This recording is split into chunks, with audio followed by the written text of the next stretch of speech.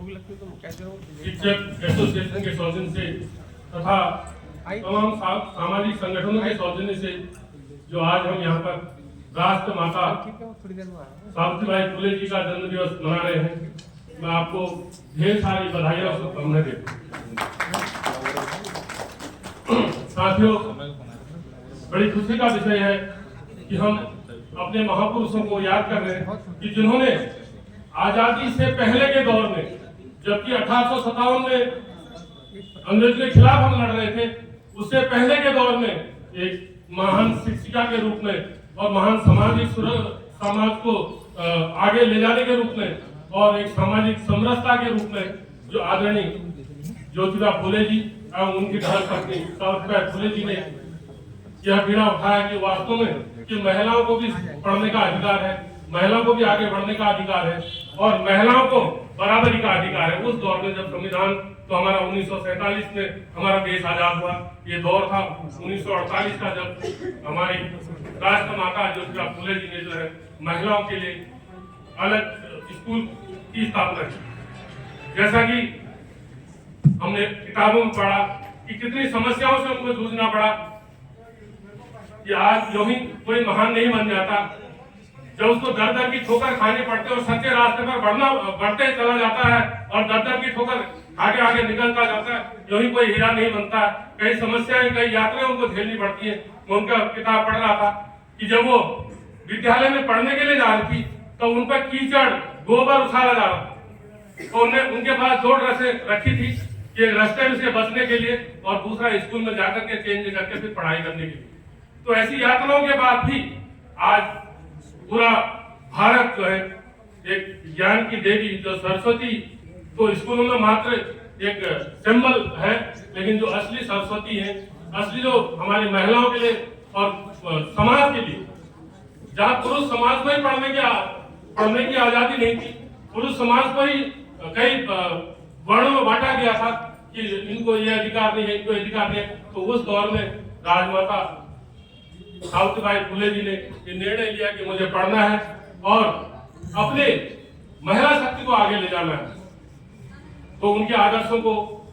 हम आगे ले जाएंगे और मैं मातृशक्ति से बहुत गदगद हूँ कि आपकी गरिमा में उपस्थित यहाँ पर रही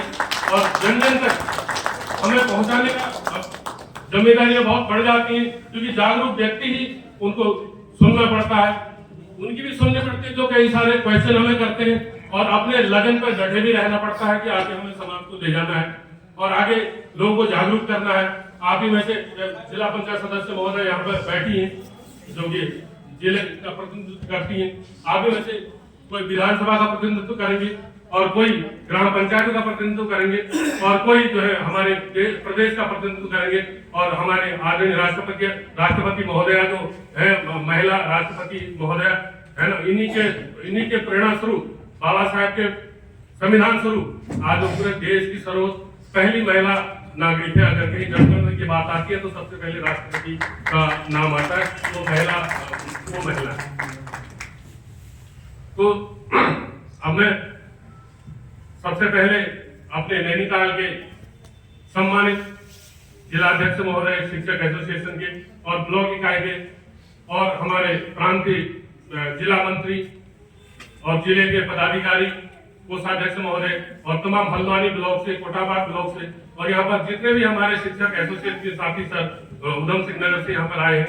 तो मैं सभी आप लोगों का तहे दिल से आभार प्रकट करता हूँ कि आप लोगों ने जो सहयोग, जो सम्मान, जिस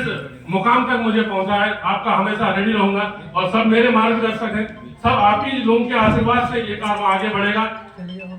और आप ही लोगों से पूछ करके, मैं वो व्यक्ति नहीं हूँ, मेरे वो एक कहावत है ना, मेरे पिताजी कहा करते थे, आप सब कुमाऊनी लोग हैं, अधगड़ी शिक्षा जिहाड़ी कहावत है ना, अगर हमें आधा अधूरा ज्ञान होगा तो हम कहेंगे अटक जाएंगे और भटक जाएंगे और वहीं पर लटक जाएंगे। तो मेरे पास इतने मार्गदर्शक मंडल की जो यहाँ पर जो हमारे बुद्धिजीवी लोग हैं, उन सब से ज्ञान लेके अब उस ज्ञान को अपने अंदर समाहित करके और आप लोगों की सारी समस्याओं का समाधान करने का मैं प्रयास करूंगा। अपने आप में सुरेश चंद्र कुछ नहीं है, आप लोगों ने जो ताकत की है उसने बहुत कुछ उसको बना दिया है। और मैं ये चाहता हूँ कि जितने भी हमारे, आप देख ही रहोगे जब से हम निर्वाचित हुए हैं, पौड़ी से लेकर टिहरी से लेकर के देहरादून से लेकर के तमाम समस्याओं का समाधान करते निकल रहे हैं। हालांकि कई लोगों को कहने की आदत होती है, मेरा उद्देश्य यह है जिनकी समस्या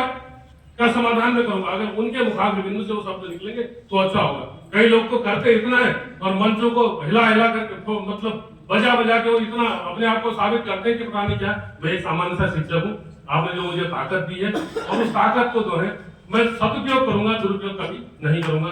और इसके साथ ही मैं कहूँगा कि समस्त शिक्षकों का बहुत बहुत धन्यवाद और आभार प्रकट करता हूँ। आज माँ सावित्रीबाई फुले जी का दिन है, तो हमें उन्हीं को नमन करना है और याद करना है। और यहाँ पर जो भी त्रुटियां मिलती होंगी उसके क्षमा प्रार्थना। जय हिंद, जय भारत, जय हिंद।